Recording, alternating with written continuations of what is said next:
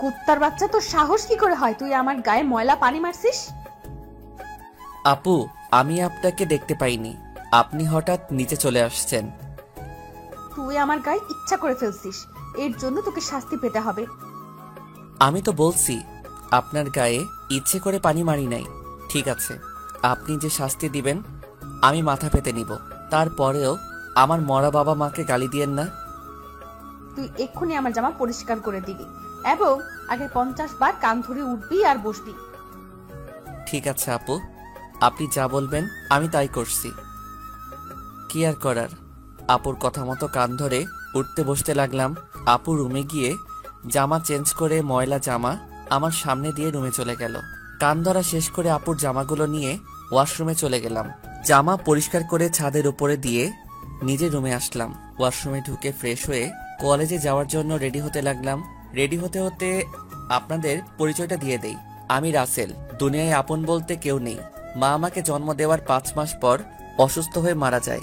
এরপর বাবা আমাকে লালন পালন করে। কোনো রকম এসএসসি পাশ করার পর আব্বু রোড দুর্ঘটনায় মারা যায়। আব্বু রিক্সা চালিয়ে আমার পড়ালেখার খরচ চালিয়েছে।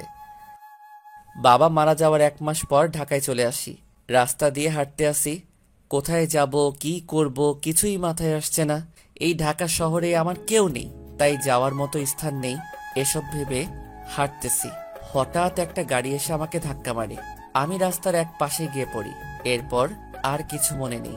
যখন চোখ খুলি তখন দেখি আমি একটা হাসপাতালের কেবিনে শুয়ে আছি। আমার পাশে একজন বাবার বয়সী লোক বসে আছে।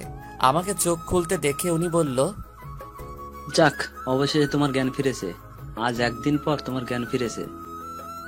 আমার কি হয়েছে? আমি হাসপাতালে কেন? ওই দিন রাতে তুমি রাস্তা দিয়ে হাঁটতে হাঁটতে মাঝখানে চলে আসো। আমার ড্রাইভার কন্ট্রোল করতে না পেরে তোমাকে ধাক্কা মারে। তারপর আমি আর ড্রাইভার তোমাকে ধরে হাসপাতালে নিয়ে আসি। ও, আপনাকে অনেক ধন্যবাদ আমার জীবন বাঁচানোর জন্য। আচ্ছা, আমাকে বলো তো, তুমি রাস্তার মাঝখানে চলে আসলে কেন? আসলে দুনিয়ায় আপন বলতে আমার কেউ নেই। আম্মু জন্ম দেওয়ার 5 মাস পর অসুস্থ হয়ে মারা যায়। এরপর বাবা ছিল। 1 মাস আগে বাবা সড়ক দুর্ঘটনায় মারা যায়। এরপর ঢাকায় চলে আসি কাজের খোঁজে। এই ঢাকা শহরে আমার কেউ নেই, তাই কোথায় যাব কি করব এসব কিছু ভাবতে ভাবতে হাঁটতেছিলাম। তারপর কি হলো আপনি তো জানেন। কে বলেছে তোমার আপন কেউ নেই? আজ থেকে আমি তোমার সব। তুমি এখন থেকে আমার বাসায় থাকবে। আপনার পরিবারের মানুষ কি বলবে? আর আপনাকে তো আমি চিনি না। আমার পরিবারে আমি, স্ত্রী এবং একটা মেয়ে আছে। আর আমি হচ্ছি বাংলাদেশ টপ বিজনেসম্যানদের একজন, নাদিয়া গ্রুপ অফ কোম্পানির মালিক রহমান শিকদার। নাদিয়া হচ্ছে আমার মেয়ের নাম। আমি আপনার বাসায় যেতে পারি, কিন্তু আমাকে কোনো কাজ দিতে হবে। তুমি আমাকে আপনি করে বলছো কেন? এখন থেকে আঙ্কেল বলে ডাকবে। আর তোমাকে এখন কোনো কাজ করতে হবে না। কতটুকু পর্যন্ত লেখাপড়া করেছো? জি, আমি এবার এসএসসি পাশ করেছি। ঠিক আছে, তাহলে তুমি আগে পড়ালেখা শেষ করো, তারপর আমার অফিসে চাকরি করবে। আপনি অনেক ভালো মনের মানুষ আঙ্কেল। দুনিয়ায় আপনার মতো মানুষ থাকলে মেধাবী ছেলেগুলো রাস্তায় থাকতে হতো না। আচ্ছা ঠিক আছে, তুমি এখন রেস্ট নাও। আমি ড্রাইভারকে ফোন দিয়ে বলে দিচ্ছি, সে খাবার নিয়ে আসবে। খাবার খেয়ে ওষুধগুলো খেয়ে নেবে। আমি ডাক্তারের কাছে যাচ্ছি। এ কথা বলে আঙ্কেল কেবিন থেকে বেরিয়ে গেল। আজ 2 দিন পর আমাকে আঙ্কেলের বাসায় নিয়ে আসছে। আমাকে আন্টির সাথে পরিচয় করিয়ে দিল। আন্টির কথা শুনে বুঝতে পারলাম উনি আঙ্কেলের মতো অনেক ভালো মানুষ। বিকালে ওনার মেয়ে কলেজ থেকে আসার পর আমাকে তার সাথে পরিচয় করিয়ে দিচ্ছে। নাদিয়া আপুর কথা শুনে বুঝতে পারলাম উনিও অনেক ভালো মানুষ। আমাকে কত সহজে আপন করে নিছে। সুন্দরভাবে চলছিল আমার জীবন। আমাকে নাদিয়া আপুর কলেজে ভর্তি করিয়ে দিছে। নাদিয়া আপু প্রতিদিন ওনার সাথে করে কলেজে নিয়ে যায়, আবার নিয়ে আসে। নাদিয়া আপু এবার ইন্টার ফাইনাল ইয়ারে পড়ে, আর আমি প্রথম ইয়ারে। বয়সে আমার চেয়ে 2 বছরের বড় হবে। এভাবে দেখতে দেখতে একটা বছর কেটে গেল, কিন্তু হঠাৎ নাদিয়া আপুর ব্যবহার অন্যরকম হয়ে গেছে। আজ 1 মাস থেকে, আগে তো ভালো ছিল, কিন্তু হঠাৎ এত পরিবর্তন কেন? গতকাল রাতে অনেক বৃষ্টি হয়েছে, তাই ছাদে পাতা পড়ে পানি জমে গেছে। 1 বালতির মতো পানি হবে। আমি পানিগুলো কুড়ে নিচে ফেলে দিলাম। হঠাৎ নিচের দিকে তাকিয়ে দেখি নাদিয়া আপু চোখ মুখ লাল করে দাঁড়িয়ে আছে। এরপর দ্রুত নিচে নেমে আসলাম। তারপর কি হলো আপনারা তো জানেন। আপনাদের সাথে কথা বলতে বলতে রেডি হয়ে নিচে চলে আসলাম। নিচে এসে দেখি আপু নাই, তাই আমি খালাকে জিজ্ঞেস করলাম, খালা, নাদিয়া আপু কোথায়? উনি কি নাস্তা করবে না? নাদিয়া ম্যাম তো নাস্তা করে গাড়ি নিয়ে কলেজে চলে গেছে। ও আচ্ছা, ঠিক আছে, তাহলে তুমি আমাকে নাস্তা দাও। আজকে আমার পাঠক পাঠিকা ভাই বোনদের সাথে কথা বলতে বলতে দেরি হয়ে গেছে। পাঠক পাঠিকা এরা আবার কারা? আরে খালা, যারা আমার গল্প নিয়মিত পড়ে তাদের বলছি। আমি তো এত কিছু বুঝি না, পড়ালেখা করি নাই, তাহলে বুঝবো কেমনে? তুমি বরং নাস্তা করে তাড়াতাড়ি কলেজে যাও। আমি আর কোনো কথা না বলে নাস্তা করে ব্যাগটা নিয়ে বাসার বাইরে চলে আসলাম। তারপর একটা রিক্সা নিয়ে কলেজে যেতে লাগলাম। এবার আপনারা হয়তো বলবেন, আপনার আঙ্কেল আন্টি কোথায়? আসলে আঙ্কেল আন্টি গ্রামে আঙ্কেলের বাসায় গেছে। আজকে প্রায় 15 দিন হয়েছে। কবে আসবে সেটা এখনো বলে নাই। এই 15 দিন নাদিয়া আপু আমাকে গাড়িতে করে কলেজে নিয়ে যায়নি। 15 দিন আগে শুধু গাড়িতে করে কলেজে নিয়ে যেত, কিন্তু আসার সময় নিয়ে আসতো না। আমি সেটা আঙ্কেল আন্টিকে বলি নাই, তাহলে আপুকে বকাঝকা করবে। আপু আমার সাথে খারাপ ব্যবহার করছে ঠিকই, কিন্তু কখনো গায়ে হাত তোলে নাই। আজকে আমার দোষের কারণে থাপ্পড় মেরেছে। আমার দরকার ছিল নিচে তাকিয়ে পানিগুলো ফেলার, তাহলে আর আপুর গায়ে পড়তো না। কথা বলতে বলতে কলেজে চলে আসলাম। পকেটে হাত দিয়ে দেখি মানি ব্যাগ আনতে ভুলে গেছি। সব পকেটে হাত দিয়ে দেখি 30 টাকার মতো আছে। রিক্সা ভাড়া মিটিয়ে কলেজের গেট দিয়ে ভিতরে ঢুকলাম। তারপর ক্লাসের সামনে চলে গেলাম। দেখি স্যার পড়া শুরু করে দিছে। স্যার, ভিতরে আসতে পারি? আরে রাসেল, তুমি আজকে এত দেরি কেন কলেজ আসতে? আসলে স্যার, বাসায় একটু কাজ ছিল, সেগুলো শেষ করে আসতে দেরি হয়ে গেছে। ঠিক আছে, এখন সিটে গিয়ে বসো। Okay sir. আমি আর কোনো কথা না বলে রাফির পাশে গিয়ে বসলাম। রাফি বলল, কিরে, তোর গাল লাল হয়ে আছে কেন? শালা, স্যার ধরতে পারে নাই। তুই শালা কিভাবে ধরলি? শুন, আমি তোর বেস্ট ফ্রেন্ড, তোর চেহারার দিকে তাকালে আমি সব বুঝতে পারি। এখন বল, লাল হয়ে আছে কেন? নাদিয়া আপু কি তোর গায়ে হাত তুলেছে? তোকে কলেজ ছুটি হওয়ার পর সব খুলে বলবো। রাফি আর কোনো কথা বলল না। আসলে আমরা দুজন বেস্ট ফ্রেন্ড। আমি আমার সবকিছু ওর সাথে শেয়ার করি, আর রাফি তার সবকিছু আমার সাথে শেয়ার করে। রাফির বাবা আঙ্কেলের মতো একজন বিজনেসম্যান। সবগুলো ক্লাস শেষ করে দুই বন্ধু বাইরে আসলাম। এবার বল, নাদিয়া আপু তোকে কেন মেরেছে? আসলে আমি আজকে সকালে, তারপর সবকিছু খুলে বললাম। এজন্য বুঝি তোর গায়ে হাত তুলবে? হাত তো তুলেছে, আবার কান ধরে উঠবাস করিয়েছে, জামা কাপড় পরিষ্কার করিয়েছে। আচ্ছা, এসব কথা বাদ দে, আমারই ভুল ছিল নিচে তাকিয়ে পানিগুলো ফেলার। ঠিক আছে, চল আজকে তোকে বাসায় নামিয়ে দিয়ে আসি। ঠিক আছে চল। না করলাম না, কারণ আমার কাছে টাকা নেই। রাফির কাছ থেকে অনেক টাকা নিয়েছি, আবার টাকা দিতে গেলে নেয় না। নিজের কাছে খারাপ লাগে টাকার কথা বলতে। কথা বলতে বলতে বাসায় চলে আসলাম। রাফি গাড়ি নিয়ে চলে গেল। আসার সময় আপুকে কলেজে দেখলাম না, মনে হয় কোথাও গেছে। বাসার ভিতরে ঢুকে কলিং বেল চাপ দিলাম। খালা এসে দরজা খুলে দিল। আমি খালাকে বললাম, খালা, নাদিয়া আপু কি বাসায় আছে? তুমি যাওয়ার 30 মিনিট পর বাসায় চলে এসেছে, এখনো রুমে আছে। দেখে মনে হচ্ছে মন খারাপ। ঠিক আছে খালা, আমি রুমে গেলাম। আমি ফ্রেশ হয়ে আসছি, তুমি টেবিলে খাবার দাও। ঠিক আছে, যাও। আমি রুমে এসে ব্যাগটা টেবিলের উপর রেখে ওয়াশরুমে চলে গেলাম। ফ্রেশ হয়ে একটা জামা গায়ে দিয়ে নিচে চলে আসলাম। দেখি নাদিয়া আপু আসে নাই, তাই আমি আপুর রুমের সামনে দাঁড়িয়ে বললাম, আপু দরজাটা খোলো। কেন, কি হয়েছে? খাবার খেতে আসো। সেই সকালে রুমে ঢুকে বসে আছো, কি হয়েছে তোমার? আমার কিছু হয়নি, তুই এখন যা, আমাকে একা থাকতে দে। আপু প্লিজ দরজাটা খোলো, তোমার সাথে আমার কিছু কথা আছে। নাদিয়া আপু আর কোনো কথা না বলে দরজা খুলে দিয়ে বিছানায় গিয়ে বসলো। আমাকে বলল, বল, কি কথা বলবি? আপু তুমি সকালের ওটা নিয়ে আমার উপর রেগে আছো।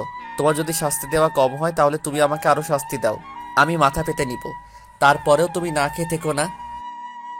নাদিয়া আপু আর কোনো কথা না বলে বিছানা থেকে উঠে এসে আমাকে জড়িয়ে ধরল।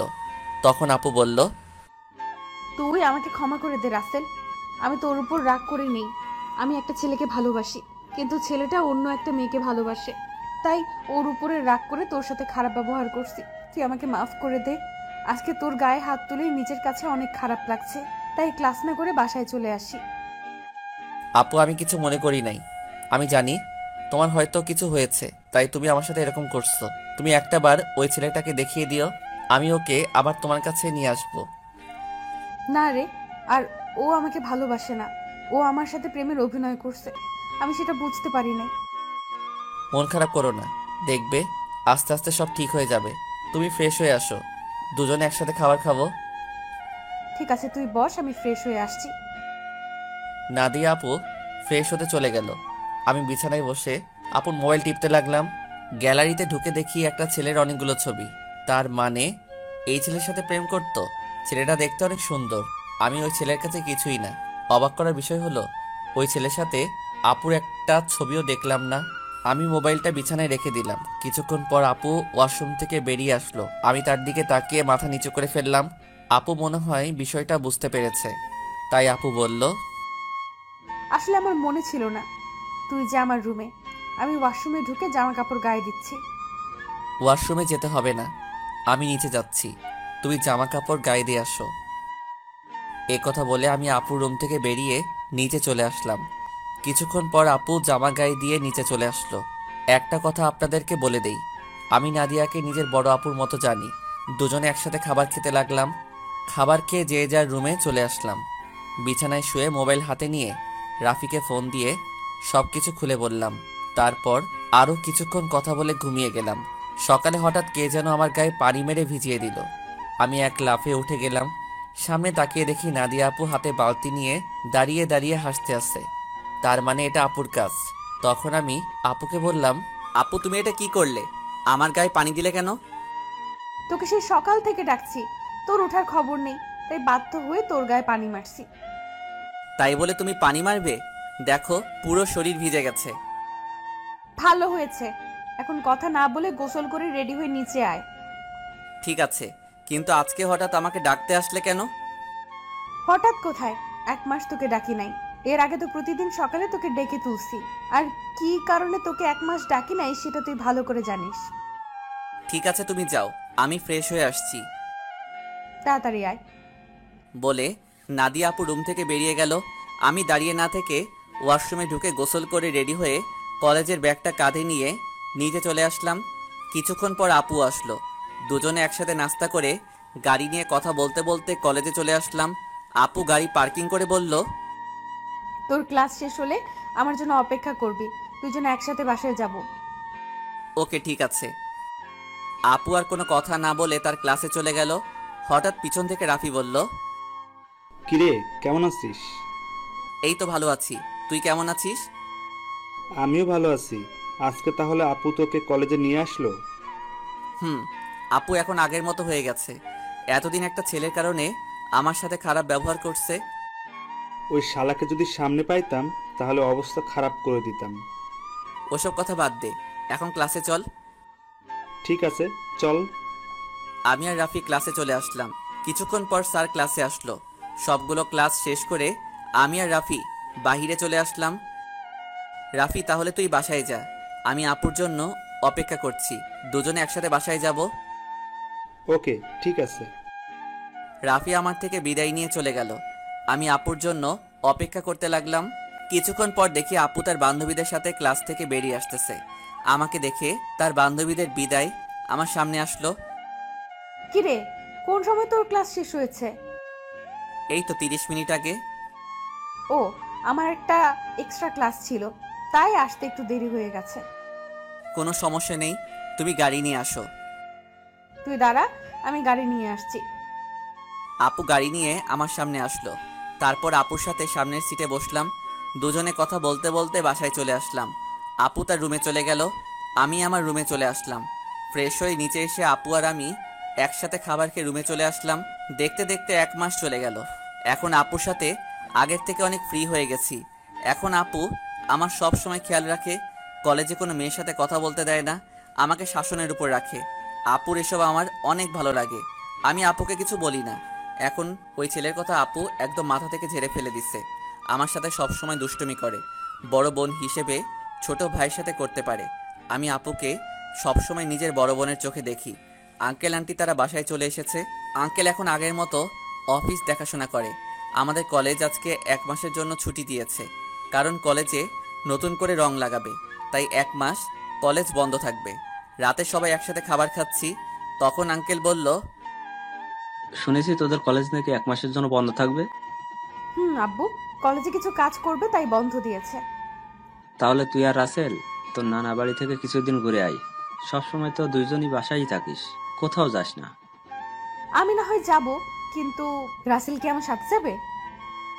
রাসেল যাবে না কেন? আসলে আন্টি, আমার বাসা থেকে বাইরে কোথাও ঘুরতে যেতে ভালো লাগে না। এটা তো আর অন্য কোথাও না, আমার শ্বশুর বাড়ি যেতে বলছি।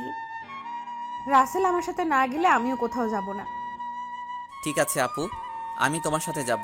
এবার খুশি? অনেক খুশি। তাহলে কালকে সকালে তোরা দুজনে রওনা দে। এখন রুমে গিয়ে জামা কাপড় গুছিয়ে রাখ। আর তোরা কি গাড়ি নিয়ে যাবি? না আব্বু, আমরা বাসে করে যাব। ঠিক আছে, তোরা যেটা ভালো বুঝিস। কেউ আর কোনো কথা না বলে খাবার খেতে লাগলো। আমি খাবার খেয়ে রুমে চলে আসলাম। রুমে এসে জামা কাপড় গুছিয়ে রাখলাম, তারপর বিছানায় শুয়ে মোবাইল টিপতে টিপতে ঘুমিয়ে পড়লাম। পরের দিন সকালে আপু এসে আমাকে ডেকে তুলল। আমাকে রেডি হতে বলে তার রুমে চলে গেল। আমি ওয়াশরুমে ঢুকে ফ্রেশ হয়ে রেডি হয়ে জামা কাপড় আর ব্যাগটা নিয়ে নিচে চলে আসলাম। নাস্তার টেবিলে দেখি আঙ্কেল আন্টি বসে আছে। আমি একটা চেয়ার টেনে বসলাম। হঠাৎ সিঁড়ির উপরে চোখ পড়তেই আমি চমকে উঠলাম। আজকে আপুকে অনেক সুন্দর লাগছে। নীল রঙের একটা জামা গায়ে দিছে। আপুকে নীল রঙের জামায় অনেক সুন্দর লাগছে। আপু আমার সামনে এসে বলল, কি রে, তুই এভাবে হ্যাবলার মতো আমার দিকে তাকিয়ে আছিস কেন? এই আপু, আমাকে হ্যাবলা বলবে না। আমি কিন্তু তোমার থেকে অনেক সুন্দর আছি, আর আজকে তোমাকে নীল রঙের জামায় অনেক সুন্দর লাগছে। বাবা, যে এনার চেহারা, আবার বলে আমার থেকে ওর চেহারা সুন্দর। যা, একটু তোমার রূপের প্রশংসা করলাম, এখন থেকে আর করব না। তোমাকে পুরো পেতনির মতো লাগছে। কি বললি? আমাকে পেতনির মতো লাগছে? প্রথমে প্রশংসা করলাম, কোনো দাম পেলাম না, তাই তোমাকে পেতনি বললাম। আজকে তোকে আমি মেরেই ফেলবো। তোরা কি শয়তানি করবি নাকি নাস্তা করে বেরিয়ে পড়বি? আব্বু তুমি দেখো না, রাসেল আমাকে পেতনি বলছে। ও তো ছোট, তাই তোর সাথে দুষ্টামি করছে। এখন কথা না বলে নাস্তা করে বেরিয়ে পড়। নাদিয়া আপু আমার দিকে তাকিয়ে একটা ভেঙচি মেরে একটা চেয়ার টেনে বসে পড়ল। সবাই নাস্তা করতে লাগলাম। নাস্তা খাওয়া শেষ করে আঙ্কেল আন্টির কাছে বলে বাসা থেকে বেরিয়ে আসলাম। তারপর গাড়িতে করে বাস কাউন্টারে চলে আসলাম। ড্রাইভার আমাদের বাস কাউন্টারে নামিয়ে দিয়ে চলে গেল। আসার সময় আঙ্কেল আমার পকেটে কিছু টাকা ঢুকিয়ে দিল, তাই বাস কাউন্টারে গিয়ে টিকিটের জন্য টাকা বের করতে গিয়ে দেখি 15 থেকে 20 হাজারের মতো হবে। আমি 2টা টিকিট নিলাম। তারপর টিকিট নিয়ে দুজনে বাসে উঠলাম। দুজনের একসাথে সিট। বাস 20 মিনিট পর ছেড়ে দিল। এই দেখছেন আমি কেমন মানুষ। নাদিয়া আপুর নানার বাড়ির কথা বলতে ভুলে গেছি। আপুর নানার বাড়ি যশোরে। আমি কখনো যাইনি, কিন্তু আপুকে একবার যেতে দেখেছি, তাই আপু সব চিনে। শোন, নানার বাড়িতে গিয়ে কোনো মেয়ের সাথে কথা বলতে পারবি না, আর রিয়ার থেকে দূরে দূরে থাকবি। আমি কি আর কখনো তোমার নানার বাড়ি গেছি? আমি তো কাউকে চিনি না। আর এই রিয়াটাকে? রিয়া হচ্ছে আমার মামাতো বোন, ও তোর সেম ক্লাসে পড়ে। ঠিক আছে, কিন্তু ও যদি আমার সাথে কথা বলতে আসে তখন কি করব? তুই বলবি না। আমি যদি না কথা বলি তাহলে বলবে আমি বোবা, আর না হয় বলবে আমি বেশি ভাব দেখাই। কথা বলবি, কিন্তু বেশি কথা বলতে পারবি না। ঠিক আছে। আমি মনে মনে বললাম, আগে তো রিয়া মেয়েটাকে একবার দেখি, পছন্দ হলে তার সাথে প্রেম করব। এই নাদিয়া আপুর জন্য আজ পর্যন্ত কোনো মেয়ের সাথে প্রেম করতে পারলাম না। তো যাই হোক, দুজনে কানে হেডফোন লাগিয়ে গান শুনতে লাগলাম। বাস এসে একটা রেস্টুরেন্টে থামলো। তখন আমি নাদিয়া আপুর দিকে তাকিয়ে দেখি ঘুমিয়ে আছে। আমি আপুকে ডাক দিলাম। আপু চোখ খুলে বলল, কিরে, ডাকছিস কেন? আপু বাস একটা রেস্টুরেন্টে থামছে, চলো দুজনে খাবার খেয়ে নেই। ঠিক আছে চল। নাদিয়া আপু আর আমি বাস থেকে নেমে রেস্টুরেন্টের ভিতরে ঢুকে গেলাম। আপু ওয়াশরুমে ঢুকে ফ্রেশ হয়ে আসলো। আমি অন্য একটা ওয়াশরুমে ঢুকে ফ্রেশ হয়ে আসলাম। দুজনে গিয়ে একটা টেবিলে গিয়ে বসলাম। আপু ওনার মতো করে অর্ডার করলো, আমি আমার মতো অর্ডার করলাম। কিছুক্ষণ পর ওয়েটার খাবার নিয়ে আসলো। দুজনে খাবার খেতে লাগলাম। খাবার খেয়ে দুজনে আবার বাসের ভিতরে চলে আসলাম। আবার আগের মতো বসে পড়লাম। বাস কিছুক্ষণ পর ছেড়ে দিল। বাস চলছে আপন গতিতে। আমরা দুজন আবার হেডফোন লাগিয়ে গান শুনতে লাগলাম। দেখতে দেখতে আমরা এখন যশোর চলে এসেছি। দুজনে বাস থেকে নেমে দেখি একটা গাড়ি আমাদের সামনে দাঁড়িয়ে আছে, আর গাড়ির সাথে একজন লোক দাঁড়িয়ে আছে। নাদিয়া মামা বলে তাকে জড়িয়ে ধরলো। আসলে আমি কখনো আপুর মামাকে দেখি নাই। ওর মামা ঢাকায় মনে হয় সহজে যায়নি, তাই চিনতে পারলাম না। আমি আর আপু পিছনের সিটে বসলাম। তখন আপুর মামা বলল, তাহলে এ হচ্ছে রাসেল? মামা, ও হচ্ছে রাসেল। তুমি তো বাহিরে ছিলে, তাই দেখো নাই। ও তার মানে নাদিয়ার মামা বাহিরে ছিল। তখন নাদিয়ার মামা বলল, কেমন আছো রাসেল? পড়ালেখা কেমন চলছে? জি মামা, আমি অনেক ভালো আছি, আর পড়াশোনা ভালোই চলছে। ও, তা কয়টা মেয়ের সাথে প্রেম করো? মামা আপনি এটা কি বলছেন? আরে সমস্যা নেই, আমাকে তোমার বন্ধু ভেবে বলতে পারো। প্রেম মনে হয় আমি কখনো করতে পারবো না। একটা পেত্নীর কারণে সবসময় আমাকে মেয়েদের থেকে দূরে সরিয়ে রাখে। ও মা, তাই? তা সে মানুষটাকে? আমি আপুর দিকে তাকিয়ে দেখি আমার দিকে চোখ লাল করে তাকিয়ে আছে। ভয়ে আমার গলা শুকিয়ে গেল, তাই কথা ঘুরিয়ে বললাম, আসলে আমার কলেজের এক ছেলে বন্ধু। সে বলেছে আমাদের দুজনের মধ্যে কেউ কখনো প্রেম করব না, কোনো মেয়ের সাথে বন্ধুত্ব করব। এ কারণে আজ পর্যন্ত একটা প্রেম করতে পারলাম না। আমার কথা শুনে মামা হাসতে হাসতে শেষ। আপুর দিকে তাকিয়ে দেখি এবার মুচকি মুচকি হাসছে। যাক বাবা, এবার তাহলে বেঁচে গেছি। তা না হলে খাচ্চুন্নি আজকে আমার অবস্থা খারাপ করে ছাড়তো। কথা বলতে বলতে মামা একটা বাসার ভিতরে গাড়ি ঢুকিয়ে দিল। আমি আর আপু গাড়ি থেকে নামলাম। আপু দৌড়ে ভিতরে চলে গেল। আমি এক জায়গায় দাঁড়িয়ে আছি। মামা গাড়ি পার্কিং করে আমার সামনে এসে বলল, কি ব্যাপার রাসেল, তুমি এখানে দাঁড়িয়ে আছো কেন? ভেতরে যাও। আমি কেমন করে যাব? আমি তো কাউকে চিনি না। আপু তো আমাকে না নিয়ে দৌড় দিয়ে ভিতরে চলে গেল। ও, এ ব্যাপার। ঠিক আছে, তুমি আমার সাথে আসো। এটা হচ্ছে আমাদের বাড়ি। আপনাদের বাড়িটা অনেক সুন্দর। এই বাড়িটা আব্বু বানিয়েছে প্রায় 5 কোটি টাকা খরচ করে। বাইরে থেকে যদি এত সুন্দর হয়, না জানি ভিতরে দেখতে কেমন। ভিতরে আসো, তারপর দেখো কেমন লাগে। দুজনে কথা বলতে বলতে ভিতরে গেলাম। ভিতরে ঢুকে আমি তো আরো অবাক হয়ে গেলাম। পুরো বাড়িটা রাজপ্রাসাদের মতো। বাইরে থেকে ভেতর কেমন লাগছে? অনেক সুন্দর মামা। গ্রামের ভেতরে আমাদের বাড়িটা 1 নম্বরে আছে। এমন বাড়ি আর কোথাও নাই। হুম। ঠিক আছে, তুমি উপরে গিয়ে ডান হাতের পাশের রুমে চলে যাও। যতদিন এই বাড়িতে থাকবে ততদিন ওই রুমেই থাকবে। ওকে ঠিক আছে মামা। এই বলে আমি সিঁড়ি বেয়ে উপরে উঠলাম। তারপর হাতের ডান পাশের রুমে ঢুকে গেলাম। ভিতরে ঢুকে দেখি রুমটা অনেক সুন্দর। আমি কাঁধের ব্যাগটা বিছানায় রেখে জামা কাপড় বের করে ওয়াশরুমে ঢুকে গেলাম। গোসল করে একটা জামা গায়ে দিয়ে রুম থেকে বেরিয়ে আসতেই কারোর সাথে ধাক্কা খেয়ে নিচে পড়ে গেলাম। নিচে তাকিয়ে দেখি আমি একটা মেয়ের গায়ের উপর পড়ে আছি। মেয়েটা দেখতে খুবই সুন্দর, যে কোনো ছেলে দেখলে প্রেমে পড়ে যাবে। তো যাই হোক, আমি তাড়াতাড়ি মেয়েটার উপর থেকে উঠে গেলাম। হাত বাড়িয়ে মেয়েটাকে দাঁড় করালাম। তখন আমি বললাম, সরি, বিশ্বাস করুন আমি আপনাকে দেখতে পাইনি। সমস্যা নেই, কিন্তু আপনাকে তো ঠিক চিনতে পারলাম না। আপনি কে, আর আমাদের বাড়িতে কি করে? আমি রাসেল, নাদিয়া আপুর সাথে এসেছি। আমি নাদিয়া আপুদের বাসায় থাকি। ও, তার মানে আপনি রাসেল। ফুফা ফুফির কাছে আপনার কথা শুনেছি। আমি রিয়া, নাদিয়া আপুর মামাতো বোন। ও, তার মানে আপু আসার সময় আপনার কথা বলছে? নাদিয়া আপু আপনাকে আমার ব্যাপারে কি বলছে? তেমন কিছু না, বলছে আপনি নাকি আমার সেম ইয়ারে পড়েন। বাকিটা বললাম না, শুনলে রিয়া কষ্ট পাবে, তাই ওই কথা বললাম না। তখন রিয়া বলল, ও, তার মানে আপনি আমার সেম ইয়ারে পড়েন। তাহলে আমরা আপনি করে বলছি কেন? আমরা তোর নাম এবং তুই করে বলতে পারি।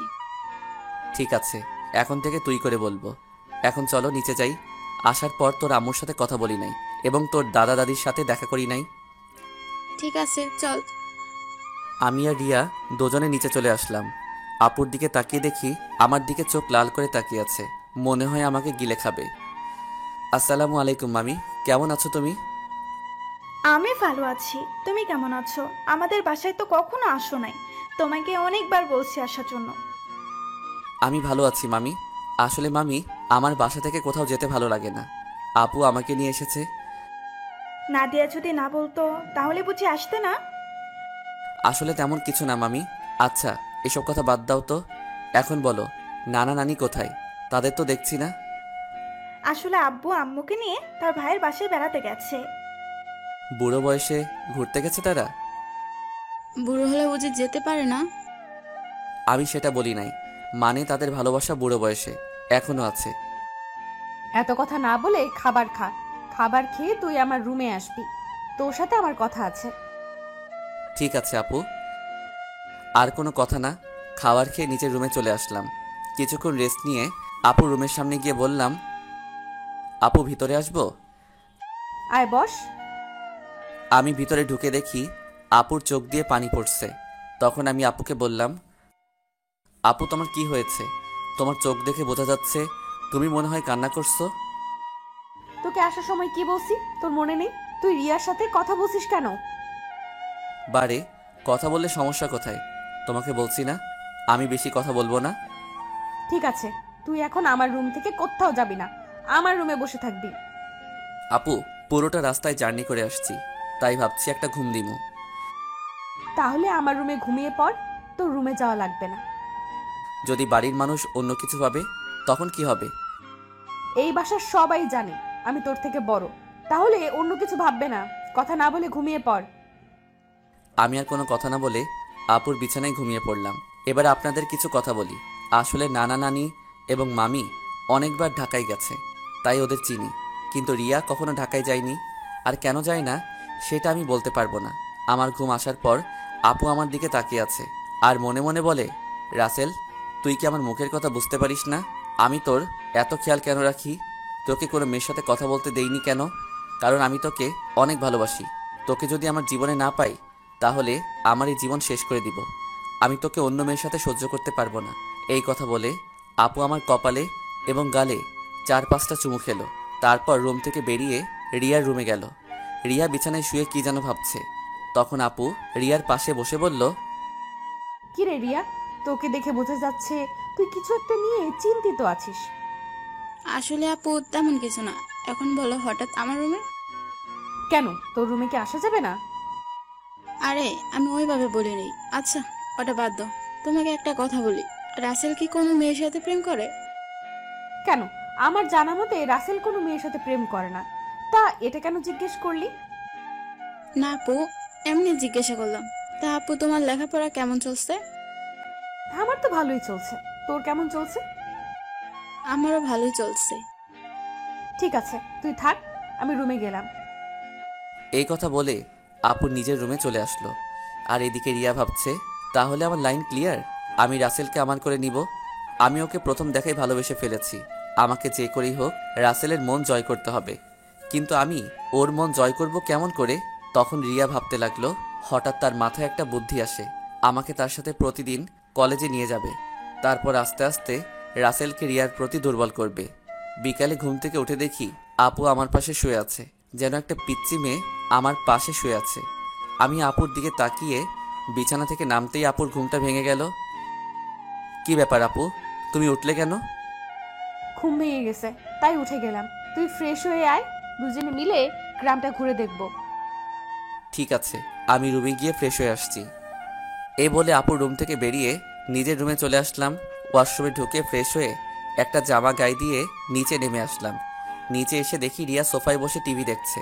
আমাকে দেখে সামনে এসে বলল, কি রে, তুই কি কোথাও যাবি? আপু, আর আমি তোদের গ্রামটা ঘুরে দেখব। আপু ফ্রেশ হয়ে আসছে। ঠিক আছে, তোরা আমার জন্য কিছুক্ষণ অপেক্ষা কর, আমিও তোদের সাথে যাব। এই বলে রিয়া দৌড় দিয়ে তার রুমে চলে গেল। কিছুক্ষণ পর আপু বেরিয়ে আসলো। আপুকে দেখতে অনেক সুন্দর লাগছে। আপু আমার সামনে এসে বলল, রাসেল আমি রেডি, এবার চল। একটু দাঁড়াও, রিয়া বলেছে সেও আমাদের সাথে যাবে, আমাদের অপেক্ষা করতে বলছে। আপু রিয়ার কথা শুনে মুখটা বেজার করে ফেললো। আমি বুঝতে পারছি, কিন্তু আমি তো আর রিয়াকে মানা করতে পারবো না। কিছুক্ষণ পর রিয়াও বেরিয়ে আসলো। রিয়াকেও অনেক সুন্দর লাগছে, হালকা মেকআপ করছে, তাতে অনেক সুন্দর লাগছে রিয়াকে। তারপর আমরা তিনজন বাসা থেকে বেরিয়ে গ্রামের ভিতর দিয়ে হাঁটতে লাগলাম। গ্রামের দৃশ্য দেখতে অনেক সুন্দর, মন চায় সারাদিন সবুজ শ্যামলে গ্রামটা ঘুরে দেখতে। কি সুন্দর বাতাস বয়ে যাচ্ছে, বাতাসে আপু এবং রিয়ার চুল উঠছে। তাদের দিকে তাকিয়ে দেখি ওরা দুজন আমার দিকে তাকিয়ে আছে। আমি তো কিছুই বুঝতে পারলাম না। ঘুরতে ঘুরতে রাত 8টা বেজে গেল। আসলে আমরা রিয়াদের বাজারে আসছি, এখানে ফুচকা আইসক্রিম খেয়েছি। আপু বেশি খাইনি, চেহারাটা কেমন করে যেন রেখেছে। মনে হয় রিয়াকে সাথে করে আনার জন্য মন খারাপ করে ফেলছে। তো যাই হোক, তিনজনে হাঁটতে হাঁটতে বাসায় চলে আসলাম। যে যার রুমে চলে আসলাম। আমি ওয়াশরুমে ঢুকে ফ্রেশ হয়ে নিচে চলে আসলাম। সবার সাথে খাবার খেতে লাগলাম। আপু খাবার খাচ্ছে না। হঠাৎ হাত ধুয়ে রুমে চলে গেল। আমি হালকা কয়েকটা খাবার খেয়ে আপুর রুমে চলে আসলাম। রুমে এসে দেখি আপু বিছানায় শুয়ে আছে। আমি আপুর সামনে গিয়ে বললাম, আপু আমি রিয়াকে আমাদের সাথে যেতে বলি নাই, সে নিজে এসেছে আমাদের সাথে। আপু কোনো কথা বলছে না, আবার অন্যদিকে মুখ ঘুরিয়ে নিল। এবার আমি আপুকে আমার দিকে ঘুরিয়ে বললাম, আপু তুমি কি আমার উপর রেগে আছো? প্লিজ, তুমি এভাবে মন খারাপ করে থাকলে আমার কাছে একটু ভালো লাগে না। হঠাৎ আপু আমার সাথে এমন কিছু করবে সেটা আমি কখনো ভাবতেই পারিনি। আপু আমাকে জড়িয়ে ধরে ঠোঁটের সাথে ঠোঁট লাগিয়ে পাগলের মতো কিস করতে লাগলো। আমি ছাড়ার চেষ্টা করছি, কিন্তু আপু আমাকে শক্ত করে ধরে আছে। প্রায় 5 মিনিট পর ছেড়ে দিয়ে কান্না করতে করতে বলল, তুই কি কিছু বুঝিস না? আমি কেন তোকে অন্য মেয়ের সাথে কথা বলতে দিই না? তোকে সবসময় চোখে চোখে রাখি, তোরা তো কেয়ার করি, কারণ আমি তোকে ভালোবাসি। আমি তোকে অন্য মেয়ের সাথে কথা বলতে দেখলে সহ্য করতে পারি না। আমি তোকে অনেক ভালোবাসি রাসেল। আমি তো আপুর কথা শুনে অবাক হয়ে গেলাম। আপু এটা কি বলছে? তখন আমি আপুকে বললাম, আপু তোমার মাথা কি ঠিক আছে? তুমি এটা কি বলছো? আমি তোমাকে বড় বোনের মতো সম্মান করি। আমি মনে করছি তুমি আমাকে ছোট ভাই হিসেবে এত কেয়ার এবং খেয়াল রাখো। না, আমি তোকে ভালোবাসি বলে এত কেয়ার এবং খেয়াল রাখি।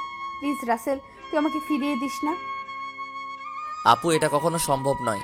তুমি আমার 2 বছরের বড়। এটা পরিবারের এবং আঙ্কেল আন্টি কখনো মেনে নিবে না। সমাজের মানুষ নানান ধরনের কথা বলবে। আমি পারবো না তোমাকে ভালোবাসতে। তুই যদি আমাকে ভালো না বাসিস তাহলে আমি নিজেকে শেষ করে দিব। আমি তোকে ছাড়া বড় অসহায়। আমি তোকে ছাড়া থাকতে পারবো না। এই তোমাদের মতো মেয়েদের বাংলা সিনেমার মতো একটা ডায়লগ আছে, কাউকে নিজের করে না পেলে আত্মহত্যা করবে, হাত কেটে ফেলবে, ছাদ থেকে লাফ দিবে, এমনকি বিষ খাবে। এগুলো ছাড়া আর কি তোমরা কিছু করতে পারো না? যাকে ভালোবাসি তাকে যদি নিজের করে না পাই, তাই মেয়েরা এসব করতে বাধ্য হয়। আমি তোকে সত্যিই অনেক ভালোবাসি। আপু আমি তোমাকে বোনের মতো জানি। আমি তোমাকে কখনো ভালোবাসতে পারবো না। তুমি এসব বিষয়ে আমার সাথে কথা বললে আমি তোমাদের সবাইকে ছেড়ে চলে যাব। না না, তুই কোথাও যাস না। তোকে না দেখলে আমি থাকতে পারবো না। ঠিক আছে, আমি আর কখনো তোকে ভালোবাসার কথা বলবো না। কথাটা যেন মনে থাকে। আগে যেভাবে চলতে এখনো সেভাবে চলবে। আমি এখন রুমে গেলাম। এই বলে নিজের রুমে চলে আসলাম। রুমে এসে বিছানায় শুয়ে আপুর কথাগুলো ভাবতে লাগলাম। আপু এটা কেমন করে বলল? আঙ্কেল আন্টি যদি জানতে পারে তাহলে আমাকে বাসা থেকে বের করে দিবে। তারপর আমি কোথায় যাব? এসব কিছু ভাবতে ভাবতে কখন যে ঘুমিয়ে গেছি মনে নাই। সকালে রিয়া রুমে এসে ডাকতে লাগলো, ওই রাসেল, ওর তাড়াতাড়ি। কি হয়েছে, ডাকছিস কেন? আজকে তুই আমার সাথে কলেজে যাবি, তাই তোকে ডাকতে আসলাম। আমি তোর কলেজে যাব কেন? আমি তো তোর কলেজে পড়ি না। সেটা তো আমি জানি, তোকে আমাদের কলেজটা ঘুরে দেখাবো। তাড়াতাড়ি ওঠ। ঠিক আছে তুই যা, আমি ফ্রেশ হয়ে আসছি। রিয়া আর কোনো কথা না বলে আমার রুম থেকে বেরিয়ে গেল। আমি বিছানা থেকে উঠে ওয়াশরুমে ঢুকে ফ্রেশ হয়ে রেডি হয়ে নিচে চলে আসলাম। নিচে এসে দেখি মামা মামি নাস্তার টেবিলে বসে আছে। আমি গিয়ে একটা চেয়ার টেনে বসলাম। তা রাসেল, রাতে ঘুম কেমন হয়েছে? অনেক ভালো ঘুম হয়েছে মামা। তা তুমি এত সকালে ঘুম থেকে উঠলে কেন? রিয়া আমাকে ঘুম থেকে উঠিয়ে দিল তার সাথে কলেজে যাওয়ার জন্য। আমাকে নাকি তাদের কলেজটা ঘুরে দেখাবে। ও ঠিক আছে, তোমরা নাস্তা করো, আমি নাদিয়াকে ঘুম থেকে ডেকে তুলছি। আপু এখনো ঘুম থেকে উঠে নাই? এখনো তো উঠে নাই। গতকাল রাতে অল্প কয়টা খাবার খেয়েছে। মেয়েটার হঠাৎ কি হলো? কি আর হবে, মনে হয় ভালো লাগছে না তাই খাবার কম খেয়েছে। হঠাৎ রিয়া এসে একটা চেয়ার টেনে আমার পাশে বসলো। তখন রিয়া বলল, কি হয়েছে আম্মু? তোমরা কি নিয়ে কথা বলছো? তোর নাদিয়া আপুর কথা বলছে। মেয়েটার হঠাৎ কি হয়েছে? আপুর আবার কি হবে? কালকে তো আমার সাথে সুন্দরভাবে ঘোরাঘুরি করছে। মনে হয় অনেক হাঁটাহাঁটি করাতে শরীর খারাপ লাগছে। হয়তো তাই হবে। ঠিক আছে, তোরা নাস্তা করে কলেজে যা। আমি নাদিয়া ঘুম থেকে উঠলে তাকে জিজ্ঞেস করব। কেউ আর কোনো কথা না বলে নাস্তা খেতে লাগলো। আর আমি তো জানি আপু কেন এমন করছে। আপু যেটা চাচ্ছে সেটা কখনোই সম্ভব নয়। আমি কখনো আপুকে ওই রকম চোখে দেখি নাই। রিয়া আর আমি নাস্তা করে মামাকে বলে বাসা থেকে বেরিয়ে আসলাম। তখন রিয়া বলল, আচ্ছা রাসেল, দেখ তো আমাকে কেমন লাগছে। আমি তো এতক্ষণ রিয়ার দিকে খেয়াল করি নাই। আজকে রিয়াকে অনেক সুন্দর লাগছে। রিয়ার সৌন্দর্য ফুটে তুলছে তার ঠোঁটের পাশের তিলটাই। তখন আমি বললাম, আজকে তোকে অনেক সুন্দর লাগছে। যে কোনো ছেলে দেখলে প্রেমে পড়ে যাবে। কোনো ছেলে পড়ার দরকার নেই, তুই পড়লেই হবে। ওই বিড়বিড় করে কি বলছিস? কিছু না, একটা রিক্সা ডাক দে। বাসায় গাড়ি থাকতে রিক্সা করে কলেজে যাবি কেন? আমার মন বলছে তুই একটা রিক্সা ডাক দে। ওই একটা রিক্সা ডাক দিব কেন? আমরা তো দুইজন এখানে, একটা রিক্সায় কি করে যাব? ওই হারামি, রিক্সায় করে আমি আর তুই যেতে পারবো না। বেশি কথা না বলে রিক্সা ডাক দে। ঠিক আছে, দিচ্ছি। একদিনের পরিচয় তুই আমার সাথে এইভাবে ঝগড়া করছিস? তোর সাথে তো এখনো কিছুই করিনি। তাড়াতাড়ি রিক্সা ডাক দে, এমনি দেরি হয়ে যাচ্ছে। আমি আর কোনো কথা না বলে একটা রিক্সা ডাক দিলাম। দুজনে রিক্সায় উঠলাম। তখন রিয়া বলল, আচ্ছা রাসেল, তুই কি কখনো প্রেম করেছিস কোনো মেয়ের সাথে? আমার দ্বারা এসব হবে না। আমার সাথে কোনো মেয়ে প্রেম করবে না। আমার চেহারা ভালো না। কে বলছে তোর চেহারা খারাপ? তুই দেখতে অনেক সুন্দর। সুন্দর হলে কি হবে? আপু তো আমাকে কোনো মেয়ের সাথে প্রেম করতে দিবে না, আর আমিও মনের মতো কাউকে পাইনি। আশেপাশে তাকালেও পেতে পারিস। আমার পাশে তুই ছাড়া আর তো কেউ নেই, তাহলে পাবো কি করে? আরে পাগল, তোকে কি অন্য কারো কথা বলছি? আমাকে কি চোখে পড়ে না? কিরে, চুপ করে আছিস কেন? তোর কলেজ আর কত দূর? এই তো সামনেই। তারপর দুজনে কথা বলতে বলতে রিয়ার কলেজের সামনে চলে আসলাম। আমি রিক্সা ভাড়া দিলাম। রিয়া আমাকে মানা করছে, কিন্তু তারপরেও আমি ভাড়া দিছি। দুজনে গেট দিয়ে কলেজের ভিতরে ঢুকলাম। হঠাৎ কয়টা মেয়ে আমাদের সামনে আসলো।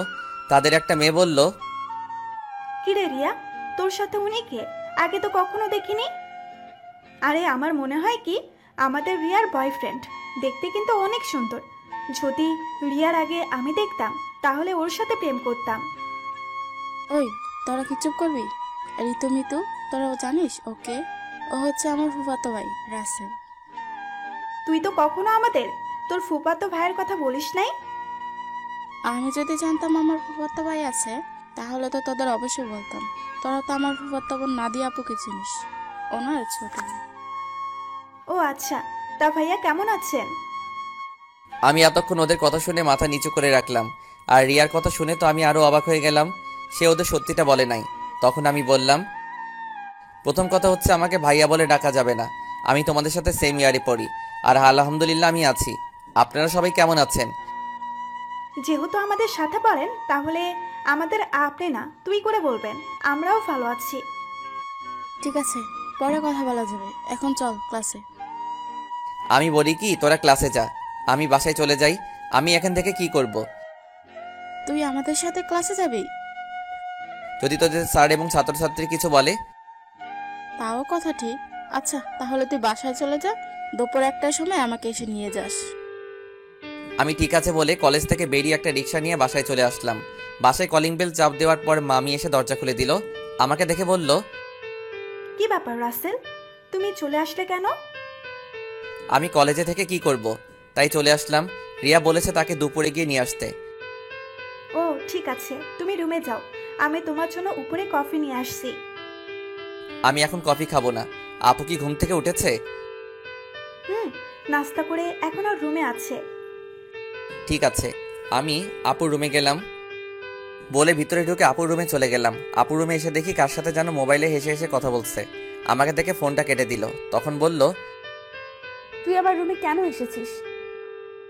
আমি তোমার রুমে আসলে সমস্যা কোথায়? আর তুমি কার সাথে কথা বলছো? সেটা কি তোকে বলতে হবে? আপু, তুমি আমার সাথে এইভাবে কথা বলছো কেন? তোর সাথে আমার কথা বলতে ভালো লাগছে না। তুই আমার রুম থেকে বেরিয়ে যা। আমি আর কোনো কথা না বলে আপুর রুম থেকে বেরিয়ে আমার রুমে চলে আসলাম। বিছানায় বসে ভাবতে লাগলাম, আপুর হঠাৎ কি হলো? আমার মনে হয় তার ভালোবাসা অ্যাকসেপ্ট না করার কারণে আমার উপর রেগে আছে।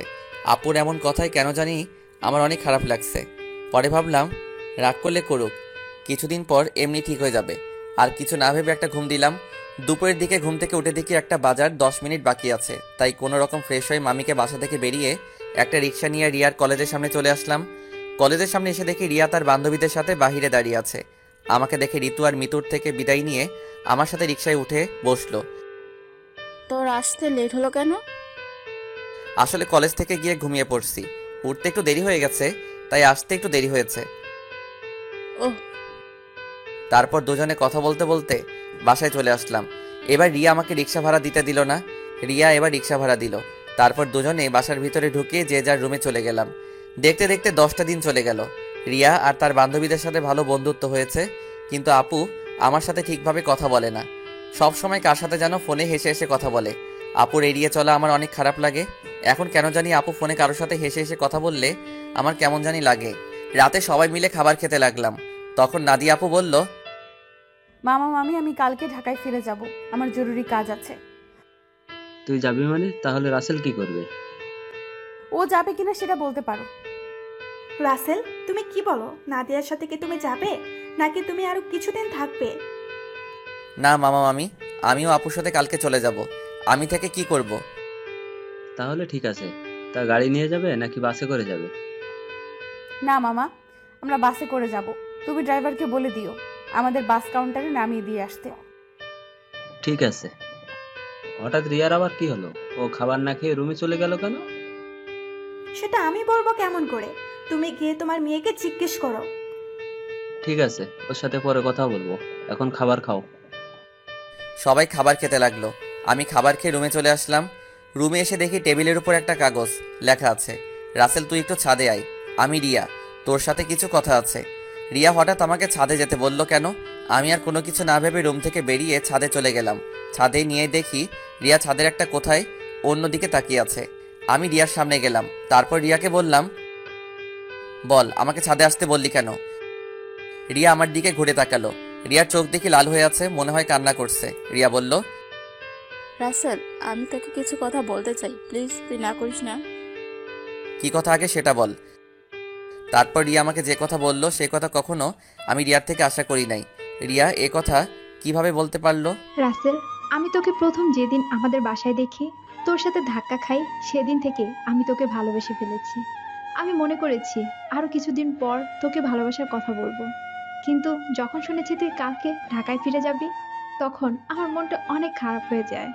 আমি আর থাকতে পারলাম না, তাই তোকে ছাদে ডেকে ভালোবাসার কথা বললাম। সত্যি রাসেল, আমি তোকে অনেক ভালোবাসি। এ কথা বলে রিয়া আমাকে জড়িয়ে ধরলো। আমি রিয়াকে বন্ধু ছাড়া অন্য কিছু ভাবি নাই, তাই ওর সাথে এত ফ্রি হয়েছি। কিন্তু রিয়া যে আমাকে ভালোবাসার কথা বলবে তা আমি কখনো ভাবিনি। আমি রিয়াকে আমার থেকে ছেড়ে বললাম, দেখ রিয়া, আমি তোকে বন্ধু ছাড়া অন্য কিছু কখনো ভাবিনি। আমি তোকে ভালোবাসতে পারবো না। তুই প্লিজ রাগ করিস না। তুই আমার থেকে অনেক ভালো ছেলে পাবি। আমাকে তুই ভুলে যা। রিয়া আমার কথা শুনে জোরে জোরে কান্না করে দিল। তারপর রিয়া বলল, তুই কেন আমাকে ভালোবাসতে পারবি না? আমি কি দেখতে খারাপ? কেন ভালোবাসতে পারবো না সেটা আমি বলতে পারবো না। আর তুই দেখতে অনেক সুন্দর। ঠিক আছে, জোর করে তো আর ভালোবাসা পাওয়া যায় না, কিন্তু আমি তোকে কখনো ভুলতে পারবো না। তোকে আমি অনেক ভালোবেসে ফেলেছি। প্লিজ তুই পাগলামি করিস না। দেখবি তুই আমার থেকে ভালো ছেলে পাবি। ঠিক আছে, আমি রুমে গেলাম। এ কথা বলে রিয়া ছাদ থেকে নেমে গেল। এই কারণে মেয়েদের সাথে বন্ধুত্ব করি না। আমি আর কিছু না ভেবে ছাদ থেকে নেমে নিজের রুমে চলে গেলাম। বিছানায় শুয়ে পড়লাম। পরের দিন সবার থেকে বিদায় নিয়ে আমি আর আপু বেরিয়ে আসলাম। রিয়া আর আমার সামনে আসে নাই। ড্রাইভার আমাদের বাস কাউন্টারে নামিয়ে দিয়ে চলে গেল। আসার সময় আপু একটা কথাও বলে নাই আমার সাথে। আপুর এত পরিবর্তনে আমার অনেক খারাপ লাগছে। আপুর দুষ্টমিগুলো কেয়ার করা সবকিছু মিস করছি। আগে ঢাকায় ফিরে যাই, তারপর আপুর সাথে কথা বলবো। টিকিট কেটে দুজনে বাসে উঠলাম। দুজনের সিট একসাথে পড়েছে। আপু জানালার পাশে গিয়ে বসলো। দেখতে দেখতে আমরা ঢাকায় এসে পৌঁছে গেলাম। ড্রাইভার আঙ্কেল আমাদেরকে নেওয়ার জন্য গাড়ি নিয়ে অপেক্ষা করছে। আমি আসার সময় ড্রাইভার আঙ্কেলকে ফোন দিয়ে আসতে বলেছি। দুজনে বাস থেকে নেমে গাড়িতে গিয়ে বসলাম। আমি ড্রাইভার আঙ্কেলের সাথে সামনের সিটে বসলাম।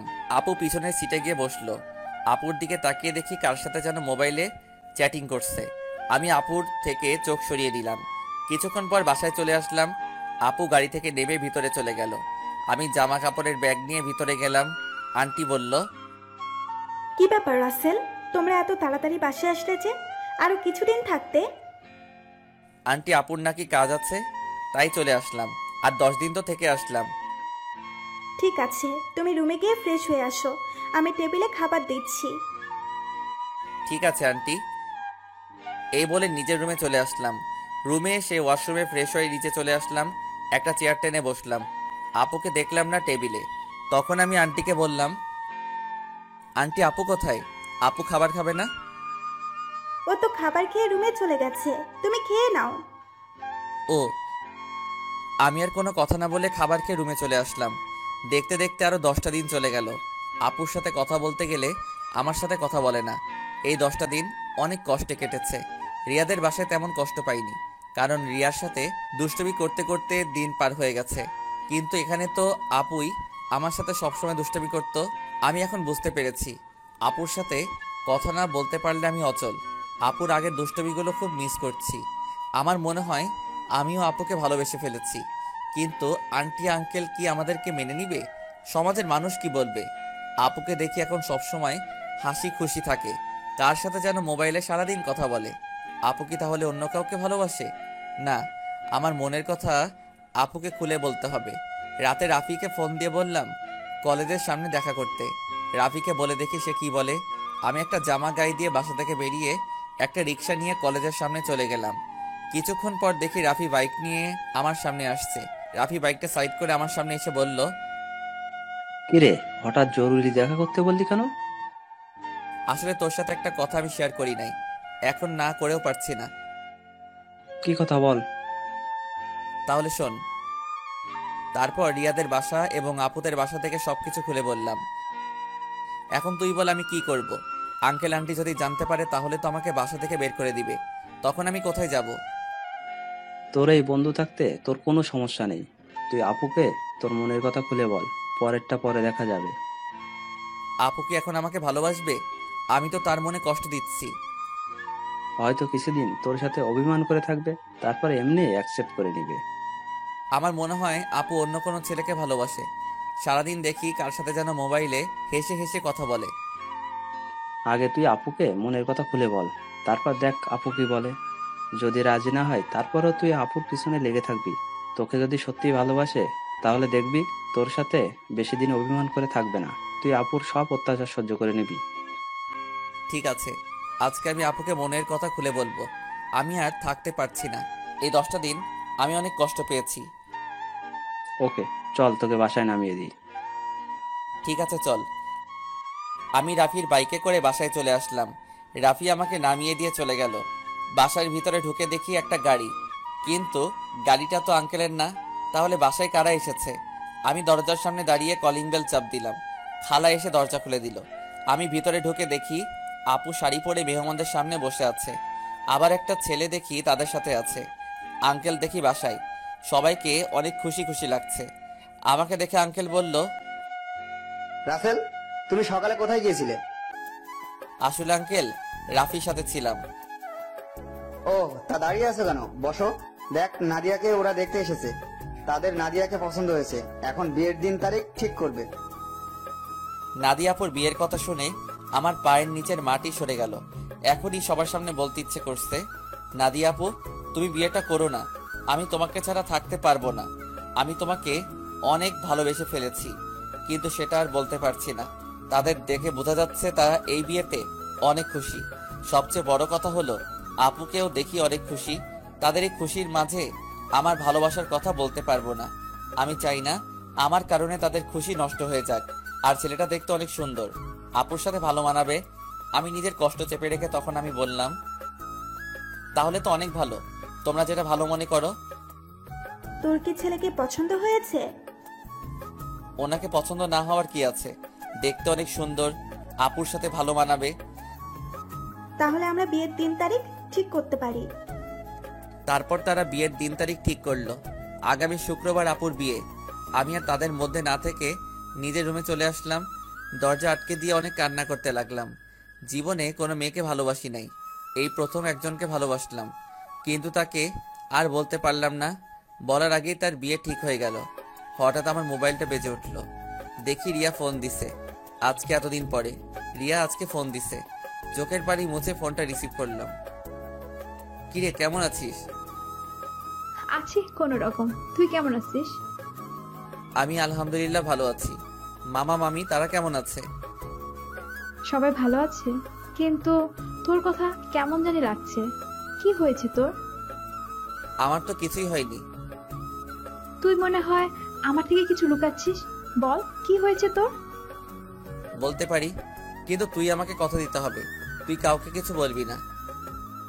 ঠিক আছে, বলবো না। এবার বল। তাহলে শোন, রিয়াকে সবকিছু খুলে বললাম। এটা তুই কি বলছিস? আমি ফুফা ফুফির সাথে কথা বলি? না রে, তারা শুনলে অনেক কষ্ট পাবে। তারা এই বিয়েতে অনেক খুশি। তাহলে তুই কষ্ট পাচ্ছিস কেন? আমি কষ্ট পেলে কিছু হবে না। আমি চাই না আমার কারণে তাদের আশা ভরসা সব নষ্ট হয়ে যাক।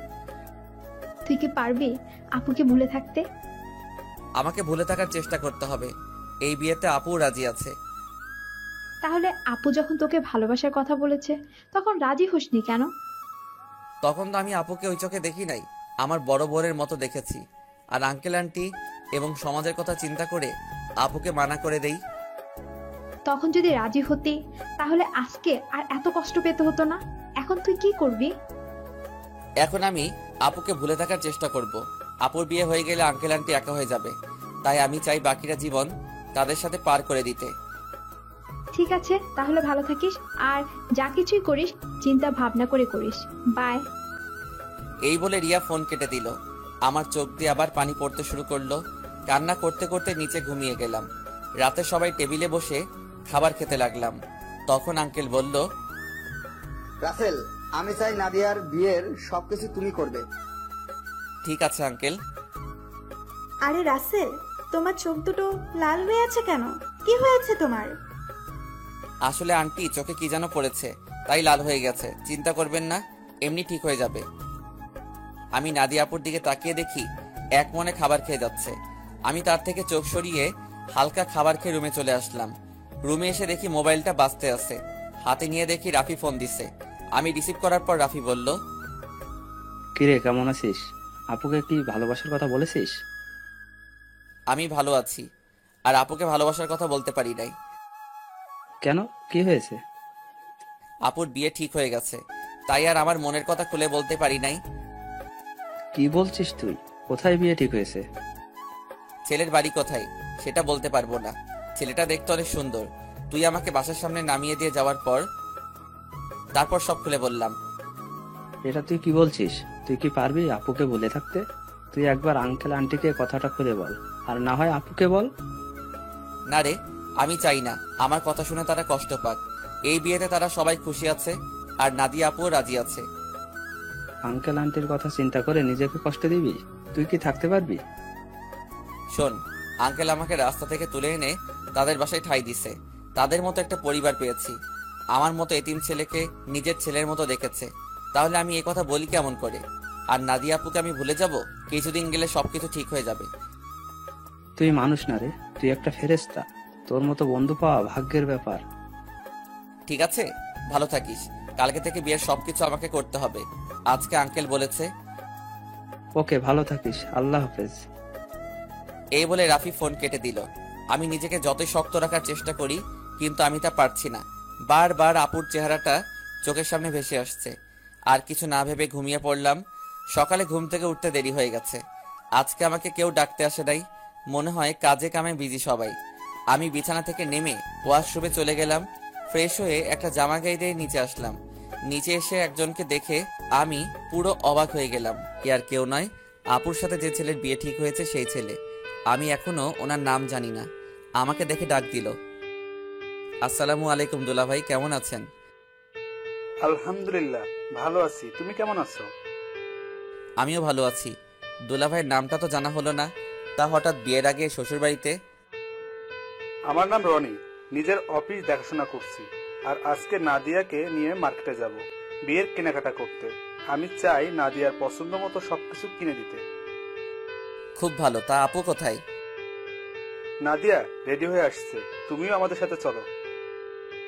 না দুলা ভাই, আঙ্কেল আমাকে বিয়ের সবকিছুর দায়িত্ব দিছে। আমি নাস্তা করে বাহিরে গিয়ে বিয়ের কার্ডের অর্ডার, ডেকোরেশন সবকিছু করে আসতে হবে। আমার হাতে অনেক কাজ। আপনি আপুকে নিয়ে যান। তোমার যখন কাজ আছে তাহলে তো আর জোর করা যাবে না। চলুন, নাস্তা করবেন। আমি বাসা থেকে করে এসেছি, তুমি করে নাও। ঠিক আছে, বলে নাস্তার টেবিলে চলে আসলাম। খালা আমাকে নাস্তা দিয়ে গেল। হঠাৎ সিঁড়ির উপর চোখ গেল, দেখি আপু সুন্দরভাবে সেজেগুজে নিচে নামছে। আপুকে দেখতে অনেক সুন্দর লাগছে। আপু আমার দিকে তাকাতেই আমি চোখ সরিয়ে নিলাম। তারপর তারা দুজনে বাসা থেকে বেরিয়ে গেল। আমি হালকা নাস্তা করে বাসা থেকে বেরিয়ে রিক্সা নিয়ে রাফিদের বাসার সামনে চলে আসলাম। ভাড়া মিটিয়ে কলিং বেল চাপ দিলাম।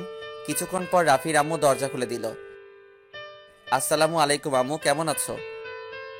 এতদিন পর তোর এই আম্মুর কথা মনে পড়ছে? সরি আম্মু, আমার ভুল হয়ে গেছে, আর কখনো এমন ভুল করব না। ঠিক আছে, এখন ভিতরে আয়। রাফি তার রুমে আছে, তুই ওর রুমে যা। আমি কফি পাঠিয়ে দিচ্ছি। ঠিক আছে আম্মু। আমি ভিতরে ঢুকে ওপরে রাফির রুমে যেতে লাগলাম। এবার আপনাদের বলি, রাফির আম্মু জানে আমার আব্বু আম্মু নেই, আমি একটা এতিম ছেলে। তখন রাফির আম্মু আমাকে বলে, কে বলেছে তোর আব্বু আম্মু নেই? আজকে আমি তোর আম্মু, এখন থেকে আমাকে আম্মু বলে ডাকবি। এখন আমার 2 ছেলে।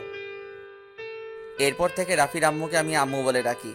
রাফির রুমে এসে দেখি রাফি বিছানায় শুয়ে মোবাইল টিপতে আছে। আমাকে দেখে উঠে বসলো। কিরে, তুই কখন আসলি? এই তো কিছুক্ষণ আগে।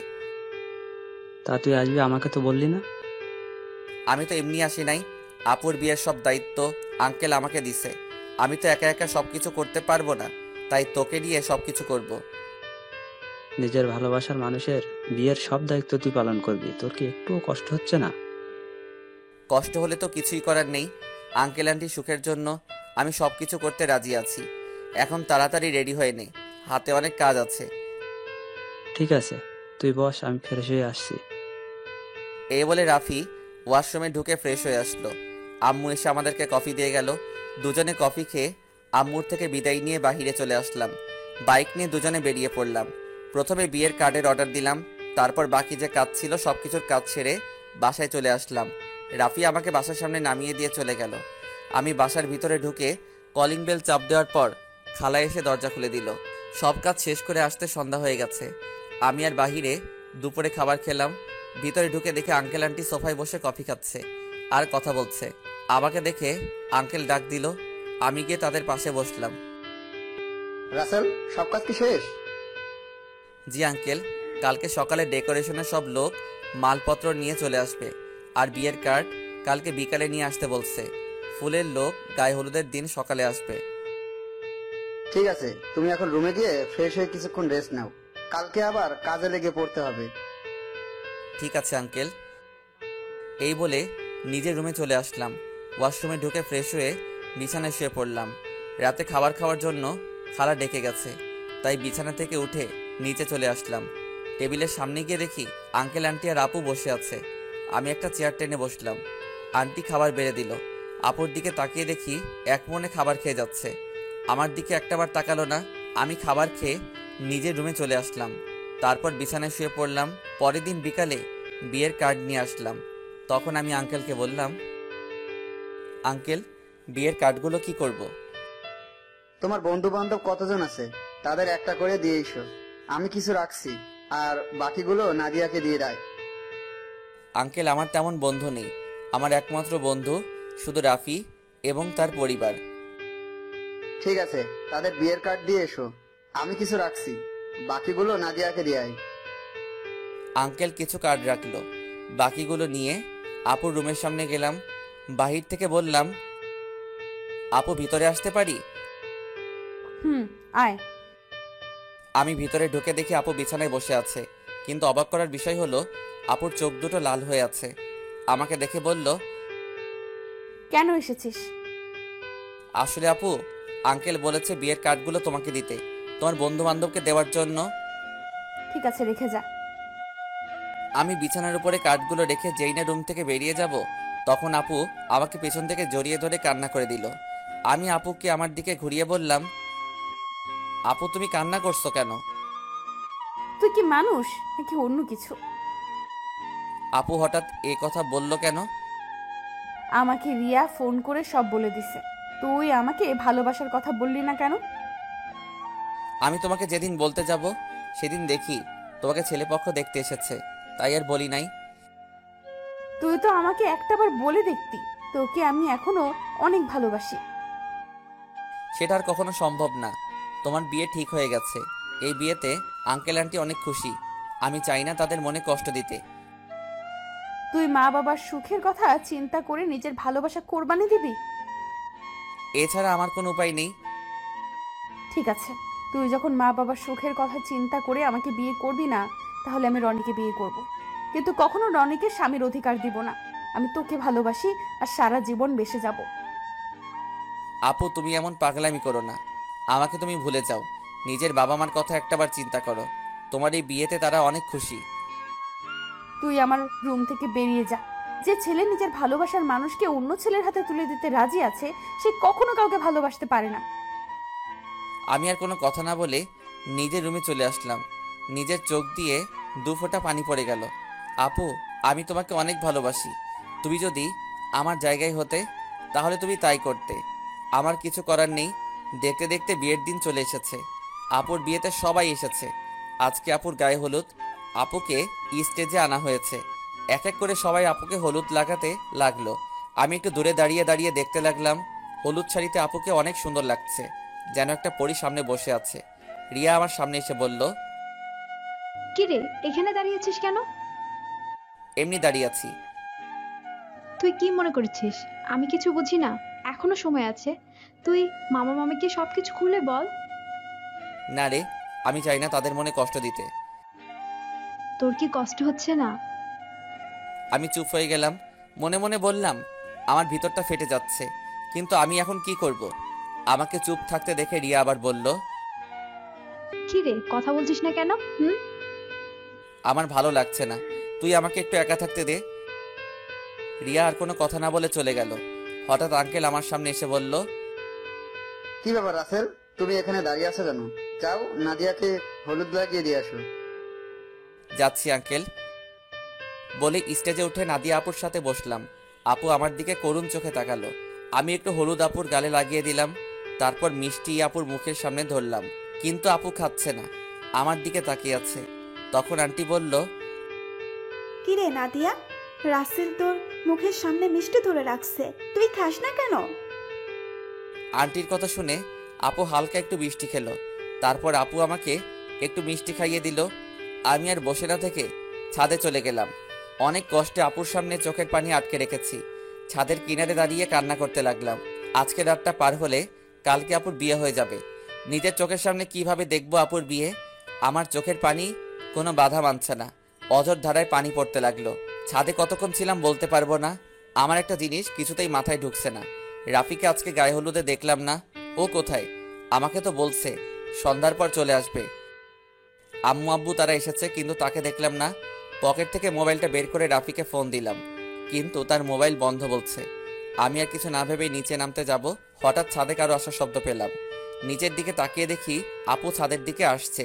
আপু আমাকে দেখে হাত ধরে টেনে ছাদের কিনারে নিয়ে আসলো। তখন আপু বলল, নিজেকে এত কষ্ট দিচ্ছিস কেন রাসেল? এখনো সময় আছে। তুই আব্বু আম্মুকে সবকিছু খুলে বল। তুই যদি বলতে ভয় পাস তাহলে আমি বলি। না আপু, তুমি এই কাজ কখনো করবে না।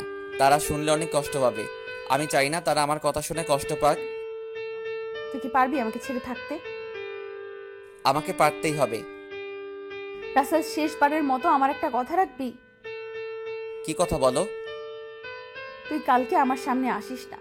আমি তোকে সামনে দেখলে কবুল বলতে পারবো না। ঠিক আছে, আমি তোমার সামনে থাকবো না। আমাকে জড়িয়ে ধরে একটা কিস করবি? কালকের পর তো অন্য পুরুষের সাথে থাকতে হবে। এখানে অন্য পুরুষ কোথায় থেকে আসলো? সে তো হবে তোমার স্বামী। কিন্তু আমি তো তাকে কখনো স্বামী হিসেবে মানবো না। আমি শুধু তোকে ভালোবাসি। প্লিজ আপু, তুমি আমাকে ভুলে যাও। স্বামী সংসার নিয়ে নতুন জীবন শুরু করো। আমি কখনো তোকে ছাড়া নতুন জীবন শুরু করতে পারবো না। আপু, তোমাকে আমার কসম দিয়ে বলছি, তুমি আঙ্কেল আন্টির মনে কষ্ট দিও না। সব বাবা মা চায় তার মেয়ে যেন সুখী থাকে।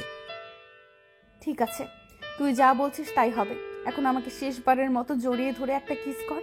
তোর কাছে এটাই আমার শেষ চাওয়া। আপু, তোমাকে জড়িয়ে ধরতে পারবো, কিন্তু কিস করতে পারবো না। এটা একমাত্র তোমার স্বামীর অধিকার। ঠিক আছে, তাহলে জড়িয়ে ধর। আমি আপুকে জড়িয়ে ধরলাম। আপু শুধু চোখের পানি ফেলছে। আমাকে কিছুক্ষণ জড়িয়ে ধরে নিচে নেমে গেল। পরের দিন আমি কাজে বিজি থাকতে শুরু করলাম। সবকিছু ঠিকঠাক মতো দেখিয়ে দিতে লাগলাম। কিছুক্ষণ পর আম্মু আমার সামনে আসলো। কিরে রাসেল, তোকে গতকাল থেকে ঠিকভাবে দেখতে পাচ্ছি না, কোথায় কোথায় থাকিস? আসলে আম্মু, আপুর বিয়ের সব দায়িত্ব আমার হাতে, তাই কাজে কামে এদিক ওদিক দৌড়াতেছিলাম। তোর চোখ দুটো দেখে লাল হয়ে আছে, কি হয়েছে তোর? আমার কিছু হয়নি আম্মু, এমনি রাতে একটু ঘুম কম হয়েছে। বেশি রাতে ঘুমাইছি তো, আবার সকাল সকাল ঘুম থেকে উঠে কাজে লেগে পড়ছি। ঠিক আছে, তুই থাক, ভেতরে যাচ্ছি। ওকে আম্মু। আচ্ছা আম্মু, রাফি কোথায়? কালকে থেকে রাফিকে দেখছি না, ওর মোবাইলও বন্ধ। আমাকে তো বলছে তার কি একটা কাজ আছে, তাই সে আসতে পারবে না, কিন্তু আজকে দুপুরে চলে আসবে বলছে। মোবাইল বন্ধ কেন সেটা তো বলতে পারবো না। ও, আম্মু আর কোনো কথা না বলে চলে গেল। আমি আবার কাজে লেগে পড়লাম। দেখতে দেখতে দুলা আসার সময় হয়ে গেছে। এদিকে আমার সবকিছু ঠিকঠাক মতো হয়ে গেছে। আমি রুমে এসে ফ্রেশ হয়ে একটা পাঞ্জাবি গায়ে দিয়ে রুম থেকে বেরিয়ে যেতেই হঠাৎ রিয়া আমার রুমে আসলো। কিরে, তুই হঠাৎ আমার রুমে? রাসেল, তোর অনেক কষ্ট হচ্ছে তাই না রে? আমি সব কষ্ট মাটি চাপা দিয়ে দিছি। হয়তো নাদিয়া আপু আমার কপালে ছিল না, তাই এরকম আমার সাথে হয়েছে। আমি তার জন্য দোয়া করি, সে যেন স্বামী সংসার নিয়ে সুখে থাকে। তোকে কিছু বলার ভাষা নেই আমার। তুই আসলে মানুষ না, তুই একটা ফেরেশতা।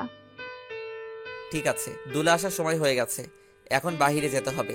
চল দুজনে একসাথে যাই। ঠিক আছে, চল। আমি আর রিয়া রুম থেকে বেরিয়ে গেটের সামনে গেলাম। দেখি জামাই চলে এসেছে। আমি জামাইকে দেখে অন্যদিকে চলে গেলাম। সবাই জামাইকে নিয়ে ভিতরে ঢুকলো, তারপর স্টেজে নিয়ে বসালো। কিছুক্ষণ পর নাদিয়া আপুকে নিয়ে আসলো। আজকে আপুকে লাল বেনারসিতে অনেক সুন্দর লাগছে। আপুকে জামাইয়ের সাথে বসানো হলো। তারপর চারদিকে তাকাতে লাগলো, হয়তো আমাকে খুঁজতে আসে, কিন্তু আমি লুকিয়ে লুকিয়ে তাকে দেখছি। কিছুক্ষণ পর কাজী এসে বিয়ে পড়াতে লাগলো। যখন নাদিয়া আপুকে কবুল বলতে বলল, তখন আপু চুপ করে আছে। সবাই আপুকে বলছে কবুল বলার জন্য, কিন্তু আপু বলছে না। যেই না আপু সবার জোড়াজোড়িতে কবুল বলতে যাবে, তখন হঠাৎ রাফি কোথা থেকে এসে বলল, এই বিয়ে বন্ধ করুন। কি হয়েছে রাফি, তুমি বিয়ে বন্ধ করতে বললে কেন? আপনারা যার সাথে আপুর বিয়ে দিচ্ছেন তার সম্বন্ধে ভালো করে খোঁজ খবর নিয়েছেন? কি বলতে চাও তুমি? সবাই তো বলছে ছেলে ভালো। এই ছেলে ভালো না, ও একটা মেয়েকে বিয়ে করবে বলে তার সবকিছু কেড়ে নিয়ে গেছে। তোমার কাছে কি প্রমাণ আছে যে রনি খারাপ ছেলে?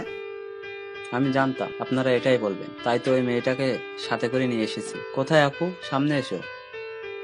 রাফির কথা শুনে একটা মেয়ে সবার সামনে আসলো। মেয়েটাকে দেখে রনির চোখ বড় বড় হয়ে গেল। তখন রাফি বলল, বোন, তুমি সবার কাছে সত্যিটা খুলে বলো। আমার নাম মিম। রনির আর আমার 1 বছরের রিলেশন। সে আমাকে বিয়ে করবে বলে আমার সব কিছু কেড়ে নিয়ে গেছে। কিছুদিন আগে সে আমাকে বলে তাকে ভুলে যেতে, তার নাকি অন্য জায়গায় বিয়ে ঠিক হয়ে গেছে। আমার সাথে নাকি প্রেমের অভিনয় করছে। আমার ছেলে যে তোমার সাথে খারাপ কিছু করেছে তার কি প্রমাণ আছে? আমার মোবাইলে আমার আর রনির একসাথে ছবি আছে এবং কিছু নেগেটিভ ছবিও আছে, চাইলে দেখতে পারেন। বলে মোবাইলটা রনির বাবার হাতে দিল। তখন রনির আব্বু বলল, আমি তোমাদের দুজনের ছবি শুধু দেখেছি, আর ওগুলো দেখতে চাই না। রহমান সাহেব, আপনি আমাকে ক্ষমা করে দিন। আমি জানতাম না আমার ছেলে এতটা খারাপ। যদি জানতাম তাহলে কখনো আপনার মেয়ের জন্য বিয়ের প্রস্তাব নিয়ে আসতাম না। আমি আজকে ওদের দুজনকে বিয়ে দিব, পারলে আমাকে মাফ করে দিবেন। এই বলে রনির বাবা মিম এবং রনিকে নিয়ে তারা বাসা থেকে বেরিয়ে গেল। সবাই এখন চিন্তা করছে নাদিয়ার কি হবে। তখন আঙ্কেল বলল, এখন আমার মেয়েটার কি হবে? এখন কে ওকে বিয়ে করবে? তখন রাফি আর রিয়া আঙ্কেলের সামনে গিয়ে বলল, আঙ্কেল, আপনি কোনো চিন্তা করবেন না, আপুর বিয়ে আজকে এবং এখনই হবে। তুমি কি বলছো রাফি? আমার মেয়েকে বিয়ে করবে? আমি তোর কথা কিছুই বুঝলাম না। তুই কার কথা বলছিস? সে আর কেউ নয়, আমি রাসেলের কথা বলছি। রাসেল আর নাদিয়া আপু দুজনকে পাগলের মতো ভালোবাসে। শুধু আপনাদের সুখের কথা চিন্তা করে নিজের ভালোবাসা কোরবানি দিতে চেয়েছে। কারণ মামা, তুমি ওকে রাস্তা থেকে তুলে নিয়ে এসে বাসায় ঠাঁই দিয়েছো, তাই তোমাদের নুন খেয়ে তোমাদের মন নষ্ট করতে দিতে চাইনি। আমি আপনাদের সবকিছু খুলে বলি। তারপর সবকিছু খুলে বললাম। আঙ্কেল রাফির কথা শুনে আমার সামনে সে ঠাস করে একটা থাপ্পড় মেরে বলতে লাগলো, নিজেকে খুব মহান মনে করছিস তাই না? তোকে আমি বাইরের ছেলে মনে করেছি। তুই কেন এমন করছিস? আমি তোমাদের সাথে প্রতারণা করতে পারবো না। আমি আপনাদের দুজনকে সবসময় নিজের মা বাবার মতো দেখে এসেছি। আপনি একটা এতিম ছেলেকে ঠাঁই দিয়ে নতুন জীবন দিয়েছেন। আমি কি করে আপনাদের মনে কষ্ট দেই? আরে আমি তোকে কখনো অন্যভাবে দেখিনি। আমি তোকে নিজের ছেলের মতো জানি। তুই আমাদের কাছে একটা বার বলে দেখতি, আমি কখনো মানা করতাম না। এটা শুনে আমি আরো খুশি হয়েছি। আচ্ছা তোর কথা বাদ দিলাম, নাদিয়া তো আমাদের খুলে বলতে পারতি। আমি তোমাদের সবকিছু খুলে বলতে চেয়েছি, কিন্তু রাসেল আমাকে মানা করেছে, আবার আমাকে কসম দিছে। ঠিক আছে, এখন সব বাদ। এখন রাফি, তুমি রাসেলকে তৈরি করে নিয়ে আসো। ঠিক আছে আঙ্কেল। এই বলে রাফি আমাকে নিয়ে উপরে চলে আসলো। আমি সাথে সাথে রাফিকে জড়িয়ে ধরে কান্না করে দিলাম। তারপর বললাম, কিরে কেমনে কি? আমার পাঠক পাঠিকারা তো কিছুই বুঝতে পারছে না, একটু সবাইকে খুলে বলো। ঠিক আছে বলছি। আমি গতকাল দুপুরে মার্কেটে যাচ্ছিলাম আপুর বিয়ের উপহার কিনতে। তখন হঠাৎ দেখি একটা মেয়ে রনির মতো একটা ছেলের সাথে কথা বলছে। হঠাৎ ছেলেটা মেয়েটাকে ঠাস করে 2টা থাপ্পড় মেরে চলে যায়। ছেলেটা যে সময় গাড়িতে উঠবে তখন তার চেহারা দেখে অবাক হয়ে যায়, কারণ সে ছিল রনি ভাই। আমি আর দাঁড়িয়ে না থেকে মেয়েটার কাছে গেলাম। তখন তাকে জিজ্ঞেস করি, ওই ছেলেটার সাথে তোমার কি সম্পর্ক? তারপর মেয়েটি সব খুলে বলে। কি বলেছে আপনারা তো সব জানেন। তুই মিমের সব কথা শুনে কি বলছিস? আমি ওর কথা শুনে তাকে নিয়ে বাসায় চলে আসলাম। আব্বু আম্মুকে বললাম, আমার বন্ধু, তোমরা সবাই বিয়ে বাড়িতে চলে যাও, আমি বিয়ের দিন যাব। আমার বন্ধুর সাথে আমার কিছু কাজ আছে। আব্বু আম্মু পরে কিছু বলে নাই? মানে একটা মেয়ের সাথে তোর কি কাজ? তুই তো জানিস আব্বু আম্মু আমাকে অনেক বিশ্বাস করে, তার ছেলে কখনো খারাপ কাজ করবে না। আব্বু আম্মু চলে আসার পর কোনো রকম রাতটা কাটিয়ে পরের দিন বিয়ে বাড়িতে নিয়ে আসলাম। আমি সবার সামনে রনির মুখোশ খুলে দেওয়ার জন্য বিয়ের দিন মিমকে নিয়ে আসি। আজকে তোর কারণে আমার ভালোবাসার মানুষকে আপন করে পেয়েছি। তোর এই ঋণ কখনো শোধ করতে পারবো না। হয়েছে, তোর ঋণ শোধ করা লাগবে না, শুধু আমার একটা হেল্প করে দিতে হবে। বল তোর কি হেল্প লাগবে? আমার সাথে একটা মেয়ে দাঁড়িয়ে যখন আঙ্কেলের সাথে কথা বলছে, ওই মেয়েটাকে আমার পছন্দ হয়েছে। ওর সাথে আমার লাইনটা ক্লিয়ার করে দিবি। তার মানে তুই রিয়ার কথা বলছিস? আরে তোকে তো ওর কথা বলছি। মানে আমি তো কিছুই বুঝতে পারছি না। তোকে বলছি না, আমাকে আপুর মামাতো বোন রিয়া প্রপোজ করছে, এই সেই মেয়ে। কি? তার মানে ওই সেই রিয়া? কিন্তু চেহারা তো কিন্তু মার্শাল্লাহ। এখন আমার সাথে লাইনটা করে দে। ঠিক আছে দিব, আগে আমার বিয়েটা শেষ হোক। ঠিক আছে, এখন ফ্রেশ হয়ে আয়, আমাদের জন্য সবাই অপেক্ষা করছে। আমি আর কোনো কথা না বলে ওয়াশরুমে ঢুকে ফ্রেশ হয়ে একটা পাঞ্জাবি গায়ে দিয়ে রাফির সাথে নিচে চলে আসলাম। আমাকে নিয়ে আপুর পাশে নিয়ে বসালো। তখন আপু আমার কানের কাছে মুখ এনে বলল, আজকে তোর খবর আছে, শুধু বিয়েটা হয়ে যেতে দে। তুই আমাকে অনেক কষ্ট দিয়েছিস। সেটা বাসর ঘরে দেখা যাবে। আমিও কিন্তু কম কষ্ট পাইনি। কাজী বিয়ে পড়ানো শুরু করলো। আগে আপুকে কবুল বলতে বলল, আপু সাথে সাথে কবুল বলে ফেললো। সবাই মুচকি মুচকি হাসছে। এবার আমাকে বলতে বলল, কিন্তু আমি বলছি না, আমি আপুকে একটু লাগানোর জন্য দেরি করছি। আপু আমাকে কনুই দিয়ে গুতা দিল। আমি সাথে সাথে কবুল বলে ফেললাম। সবাই জোরে জোরে হাসা শুরু করলো। তারপর কাজী মোনাজাত ধরলো। সবাই আমাদের জন্য দোয়া করলো। তারপর সবাই খাওয়া দাওয়া করে বাসায় চলে গেল। আব্বু আম্মু আমার কাছ থেকে বিদায় নিয়ে চলে গেল। রাফি আমার সাথে থেকে গেল। এখন আমি আর রাফি ছাদে বসে আছি। ছাদে আসার সময় রিয়াকে বলেছি ছাদে আসার জন্য। আমি আর রাফি বসে বসে কথা বলছি। কিছুক্ষণ পর রিয়া ছাদে আসলো। তখন আমি বললাম, কি রে, তোর আসতে এত দেরি হলো কেন? দেরি কি আর এমনি হয়েছে? তোর বাসর ঘর সাজাতে দেরি হয়ে গেছে। এখন বল কি জন্য ডাকলি? আজকে বিয়ে বাড়িতে একটা ছেলে তোকে দেখে পছন্দ করে, সে নাকি তোর সাথে প্রেম করতে চায়। আমার কথা শুনে রাফি মাথা নিচু করে ফেলছে।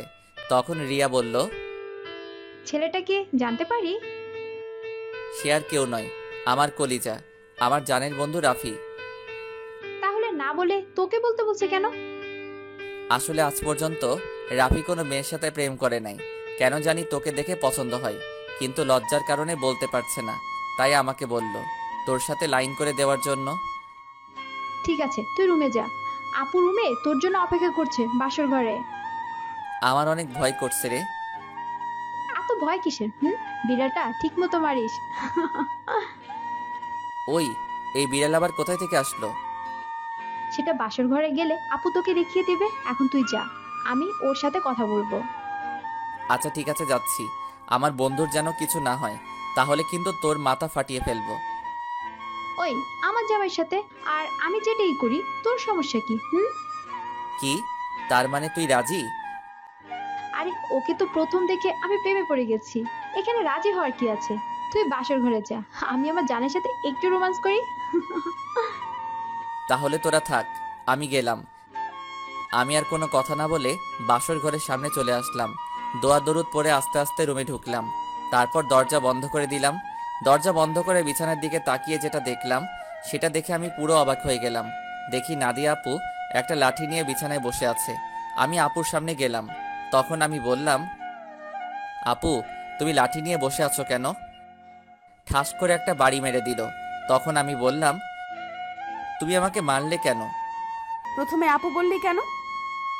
আপুকে আপু বলবো না তো কি বলবো? আবার ঠাস করে আরেকটা বাড়ি মারলো। তখন নাদিয়া বলল, আর একবার যদি আপু বলে ডাকিস তাহলে তোর মাথা ফাটিয়ে দেব। এখন থেকে আমার নাম এবং তুমি করে বলবি। তুমি করে তো সব সময় বলি, কিন্তু নাম ধরে কিভাবে বলবো? তুমি তো আমার থেকে বড়। কারণ এখন আমি তোর স্ত্রী, আমাকে নাম ধরে ডাকবি। ঠিক আছে, এখন থেকে নাম ধরে ডাকবো। তো এতক্ষণ কোথায় ছিলি? তোর আসতে এত লেট হলো কেন? আগে বলো, তুমি আমাকে তুই করে বলছো কেন? আমি তোমার স্বামী, আমাকে তুমি করে বলবে। ঠিক আছে বলবো, এখন বল আসতে দেরি হলো কেন? তাহলে শোনো। তারপর রাফি আর রিয়ার কথা খুলে বললাম। সেটা তো খুশির খবর। আজকে রাফির জন্য তোমাকে আমি আপন করে পেয়েছি। ও না থাকলে এতক্ষণ আমাকে বাসর ঘরে রনি থাকতো। ঠিকই বলেছ, ওর মতো বন্ধু পাওয়া ভাগ্যের ব্যাপার। ঠিক আছে, এখন উজু করে আসো, 2 রাকাত নফল নামাজ আদায় করতে হবে। করব, আগে আমাকে একটা কথার উত্তর দাও। বিয়ের আগে তোমাকে দেখছি সব সময় কার সাথে যেন হেসে হেসে কথা বলতে। তুমি কার সাথে কথা বলতে? নাদিয়া আমার কথা শুনে হাসতে হাসতে বলল, আরে পাগল, এটা আমি অভিনয় করছি। আমি তোমার সামনে মোবাইল নিয়ে অন্য ছেলের সাথে কথা বলার অভিনয় করছি এবং তোমাকে এড়িয়ে চলছি।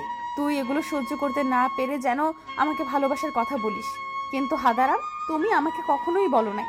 কিছুদিন পর যখন তোমার রিয়াকশন দেখলাম না, তারপর ওই ছেলেকে বিয়ে করতে রাজি হয়ে যাই। তারপর কি হলো তুমি তো জানো। আমারটার কি শুনবে? সব তো তুমি জানতে পেরেছ। এখন চলো দুজনে অজু করে আসি। ঠিক আছে চলো। আমি আর নাদিয়া ওয়াশরুমে ঢুকে অজু করে 2 রাকাত নফল নামাজ আদায় করে খাটে গিয়ে বসলাম। তখন নাদিয়া বলল, আজকে তোমার ভালোবাসা দিয়ে আমার সব কষ্ট দূর করে দাও। তোমার কষ্ট দূর করলে আমার কষ্টগুলো দূর করবে কে? আমিও তোমার সব কষ্ট দূর করে দেব ভালোবাসা দিয়ে। ঠিক আছে, তাহলে মিশনে নেমে পড়ি। আমার তো আর সহ্য হচ্ছে না। বাবা, আমার সিনিয়র জামাই দেখি সহ্য হচ্ছে না। আসো। তারপর আর কি, নাদিয়ার উপর ঝাঁপিয়ে পড়লাম। নাদিয়ার ঠোঁট দুটো নিজের আয়ত্তে নিয়ে আসলাম। আস্তে আস্তে কাপড় খুলতে লাগলাম। তারপর ওর পুরো শরীরে কিস করতে লাগলাম। ধবধবে সাদা দেহ। তারপর হারিয়ে গেলাম সাগরের বুকে। এখন আমি আর নাদিয়া সবসময় কলেজে যাওয়া আসা করি। রিয়া আর রাফির প্রেম ভালোই চলছে। তাদের পড়ালেখা শেষ হলে বিয়ে হবে। আমি আমার সিনিয়র আপুর ভালোবাসা পেয়ে অনেক সুখে আছি।